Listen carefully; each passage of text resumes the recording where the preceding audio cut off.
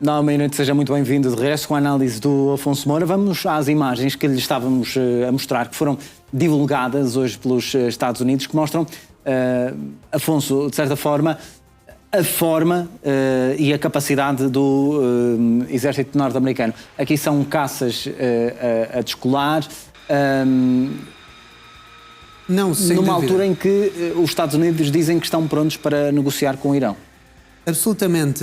Ou seja, nós temos sempre que nos recordar que os Estados Unidos da América continuam a ser a maior potência a nível global e por isso mesmo podem mostrar os músculos não só no Golfo Pérsico, mas também noutras zonas do globo, como nós sabemos, a questão da Groenlândia e a questão do Ártico tem sido muito falada também nas últimas semanas.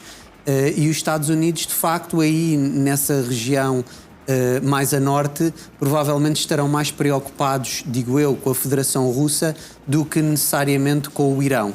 Pois nós sabemos que o Irão não tem grande pegada, tem uma pegada basicamente inexistente nessas partes mais nortenhas. No entanto, os Estados Unidos da América fazem também aqui a sua propaganda, não é? Mostram de facto as imagens, mostram os aviões, mostram os mantimentos, caças, para dizer que o Império Americano continua muito bem oleado e, ao contrário do que aquilo que muitos pensam, está para durar. Nós sabemos que quando Donald Trump não estava na Casa Branca, tivemos aquele problema no Afeganistão, não é? Com a presidência de Joe Biden, aquela retirada. Muitos analistas acabaram por dizer que isso enfraqueceu os Estados Unidos da América no globo, no geral, e foi uma das razões pelas quais a Rússia se sentiu capaz de invadir a Ucrânia em 2022. Eu, em grande medida, não partilho esta análise, mas é uma análise que tem algum sentido e eu acho que faz sentido partilhá-la também. Agora, aqui contra o Irão, eu diria que neste momento, de facto, baixou a possibilidade de nós termos um ataque ao Irão, mas ela continua alta.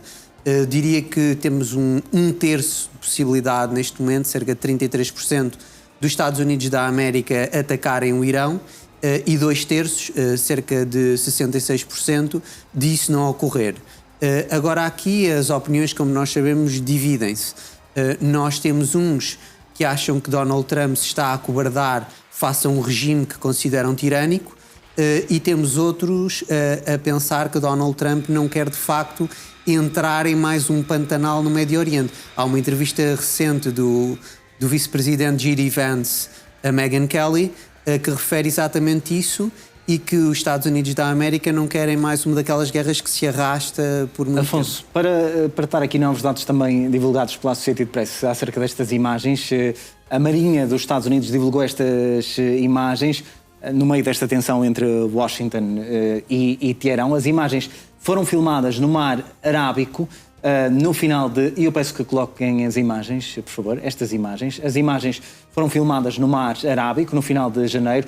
Mostraram caças a descolar e o porta-aviões a receber suprimentos. Ou seja, era aquilo que estavas a dizer. É mostrar também, porque as imagens foram filmadas no final de janeiro, só agora que foram divulgadas. É muito recente, exatamente, é muito recente e nós de facto temos que ver que às vezes existe um faseamento temporal, as imagens são tiradas e depois existe também uma análise comunicativa dentro do Estado norte-americano para ver quando é que as vão colocar e lá por alguma razão elas não devem ter sido colocadas por esta altura aleatoriamente. Pode ser uma mensagem bem clara. Aqui também para termos noção... Isto é toda uma logística, não é? Que estamos a ver. Absolutamente. Ou seja, uma das coisas mais importantes nas operações militares, que é algo que não é assim tão grandioso ou digno de filme, é toda a questão logística, que acaba por ser primordial. Aqui, sempre recordarmos onde é que é o Mar Arábico. O Mar Arábico, em grande medida, banha Oman, aquele determinado Estado, e encaixa em alguma medida, ou estaria dentro mesmo do Oceano Índico. Ou seja, seria a parte norte encostada já à Arábia e em grande medida também perto da Pérsia do Oceano Índico. É algo que demonstra que os Estados Unidos da América não estão para brincadeiras e que Donald Trump tem a opção militar sempre com ele. Vamos avançar, Afonso, para olhar para a primeira reunião trilateral que aconteceu hoje em Abu Dhabi, Estados Unidos, Ucrânia e também a Rússia. Há duas versões da reunião. Do lado da Ucrânia, o encontro foi, diz, substancialmente produtivo. Do lado da Rússia, diz que as posições russas são bem conhecidas e bem claras, a fazer antever que não irão mudar, apesar destas reuniões. Há nova reunião amanhã. Absolutamente, ou seja, a posição da Federação Russa tem alguma medida sido muito igual, não teve grandes mudanças. Há uma mudança que é a mudança capital, diria eu, desde o encontro do ano passado no Alasca, que era a tal possibilidade de, tendo em conta o Oblast de Kherson e o Oblast de Zaporizhia, que a linha podia ficar onde está a linha da frente, ou seja, os russos não avançariam, mas como nós sabemos, como não foi encontrado nenhum acordo, aquilo que aconteceu é que os russos continuaram a avançar e principalmente não em Kherson, mas em Zaporizhia, estão a avançar como nós já vimos aqui noutras ocasiões. Quanto a estas negociações, parece que, mais uma vez, vamos atingir uma troca de prisioneiros. Também é possível que existam mais trocas de cadáveres. É uma questão que nós podemos pensar que é secundária ou mesmo terciária, mas é extremamente importante para as pessoas, por exemplo, que estão presas, que são prisioneiros de guerra, e para as suas famílias, que em alguma medida vão poder encontrar e tocar, abraçar mais uma vez os entes queridos. No entanto, sim, quer dizer, nós de facto, quando introduzimos aqui o elemento de Kiev, o elemento ucraniano, nós afastamos-nos mais. Porquê? Porque quando os russos falam só com os americanos, é mais fácil eles chegarem a uma espécie de consenso. Claro, é um consenso que não é benéfico para a Ucrânia. E aqui há também o problema dos Estados Unidos da América, que em alguma medida, por vezes, colocam-se como parte do conflito, ou seja, a apoiar a Ucrânia, outras vezes colocam-se numa posição que querem ser mediadores. Ora, isto não funciona e nós sabemos que isto também é o problema. Eu costumo dizer, as eleições têm consequências. Ora, quando tínhamos a administração Biden, a política norte-americana era uma, com a administração Trump é outra. E é criar aqui um bocado de baralhação. Muito bem. Afonso, vamos olhar para um mapa que nos trazes hoje, o mapa da Guerra dos 7 anos, que, em relação ao momento atual, de que forma é que podemos comparar com este mapa que nos traz? Eu acho que este mapa é bastante interessante. Nós aqui podemos ver a vermelho a Prússia, a Grã-Bretanha e Portugal, que eram estes três aliados, e depois a azul vemos todos aqueles que estavam contra estes três. Temos os espanhóis, os franceses, os austro-húngaros, os suecos e os russos. E porquê é que este mapa é importante? Porque as nações que nós virmos são coisas que demoram séculos, José Pedro, a criarem-se. E nós vemos ali na Europa Atlântica, em alguma medida, a Grã-Bretanha, não é? O Reino Unido. Hoje em dia temos ali também a Irlanda, que já é independente, mas o resto, a Irlanda do Norte, a Escócia, País de Gales e Inglaterra, exatamente, estamos a ver aqui na parte superior esquerda do ecrã, estão unidas. Depois temos França em baixo. E repara que França também já tem uma espinha dorsal importante, e depois agora não estamos a ver no mapa, mas mais abaixo temos Portugal e Espanha, também já em alguma medida exatamente com as fronteiras atuais. Mas à medida que caminhamos para o oriente da Europa, e não é só na parte mais acima, ali na parte de onde hoje é a Alemanha, mas também na parte mais abaixo de Itália, nós temos a Itália e a Alemanha que ainda não são Estados modernos unificados. À medida que caminhamos para leste, temos ali também o Império Austro-Húngaro, também não é uma realidade unificada, e na parte direita do ecrã nós podemos ver ali na zona da Crimeia, ainda era em grande medida o Império Otomano, ou seja, o que dominava ali era o Kanato da Crimeia, que era uma espécie de Estado cliente dos otomanos, e em cima temos também o Império Russo. Isto tudo é importante porquê? Porque nós temos que ter noção que as nações não se fazem de um momento para o outro. São processos demorados, longos e que custam muitos séculos. E isto tem a ver também com aquela questão de Mário Draghi, nós falámos dele recentemente, de criar uma espécie de Europa unificada, não é? Um Estados Unidos da Europa. Ou seja, até que ponto é que isso será execuível, mesmo neste século XXI, sabendo que a Europa tem uma enorme diversidade linguística, cultural, histórica, e por isso mesmo eu gosto sempre de recordar, a Europa não é uma nação, a Europa é uma civilização. E as civilizações não são Estados, porque nós aqui, se quisermos mudar mesmo para a lógica do Médio Oriente, podemos dizer que também há uma civilização islâmica. No entanto, essa civilização islâmica não corta as nações que lá residem.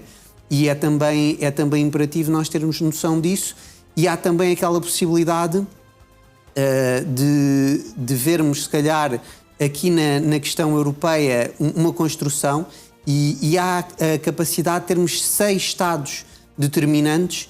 Isto aqui seria já noutro mapa, já não neste. Vamos avançar para o outro mapa que nos trazes, Afonso, e que mostra também este mapa. Queres fazer uma comparação do que é que será agora o futuro da Europa? Exatamente, correto? exatamente. Ou seja, é para explicar, lá está. Isto aqui é um movimento que são os federalistas europeus, e nós vemos a União Europeia, a 27, está bloqueada. Então os E6 movem-se. E isto é uma ideia que está a ser avançada não só por este grupúsculo, mas também por muitos nas instâncias europeias, que em alguma medida querem uma Europa a 2 velocidades. E nós vemos que quais são estes 6 Estados dentro da Europa que deveriam jogar um papel primordial para que a Europa não fique bloqueada.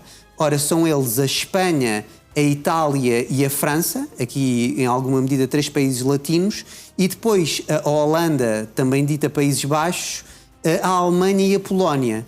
E eu creio que nós devemos ter sempre ciente que isto seria uma questão extremamente complexa, José Pedro, porque criaria uma desigualdade jurídica dentro da União Europeia, ou seja, uns seriam mais europeus que outros.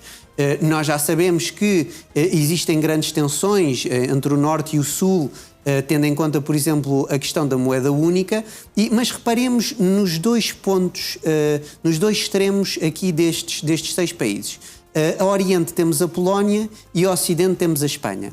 Ora, apesar de neste momento termos Donald Tusk, e Tusk disse, bem, agora depois dos ficheiros Epstein nós vamos fazer uma investigação, e estão a dizer, bem, o Epstein se calhar estava a trabalhar com os russos. Claro, isto parece-me completamente descabido. Nós sabemos que Epstein estava mais ali na linha Tel Aviv, Washington e com as talassocracias, e pensar que os russos estariam por trás de Epstein é algo que é extremamente estranho. E se nós pensarmos agora no outro ponto, na Espanha. Ora, a Espanha, como nós sabemos, contrariamente à Polónia, que tem uma política migratória muito mais estrita, está agora a haver um escândalo por toda essa Europa. Muitos dizem que isto mata o espaço Schengen de vez, porque Pedro Sánchez quer naturalizar vários imigrantes ilegais, e nós temos aqui um choque, que é um choque não só de mundividência entre a Polónia e a Espanha, é também um choque nas ideologias destes 2 países e nas suas próprias vivências e como vem a questão migratória. De realçar aqui que, apesar de eu achar este projeto em alguma medida absurdo, se nós pensarmos só na Itália, França e Espanha, países latinos ali todos com uma realidade mediterrânica, nós podemos pensar num grande pensador que foi o Alexandre Kojève do século passado, que propôs à França, depois da Segunda Guerra Mundial, exatamente esta lógica, ou seja, uma espécie de Império Latino que contaria com estes 3 países que, através da liderança francesa, criariam uma espécie de integração. E isso faz sentido porque são países, em alguma medida, com uma maioria católica tradicionalmente e muito dados também a uma realidade social e eu diria mesmo até socialista. No entanto, quando queremos ligar a estes 3 países mais do Sul, países do Norte como a Holanda, a Alemanha e a Polónia, nós ficamos outra vez com uma grande confusão e com uma grande discrepância, e é algo que nós temos que acompanhar, porque nos próximos anos e mesmo nos próximos meses nós vamos ter tentativas dos eurofederalistas para criarem um Estado Federal Europeu. Isso parece-me claro.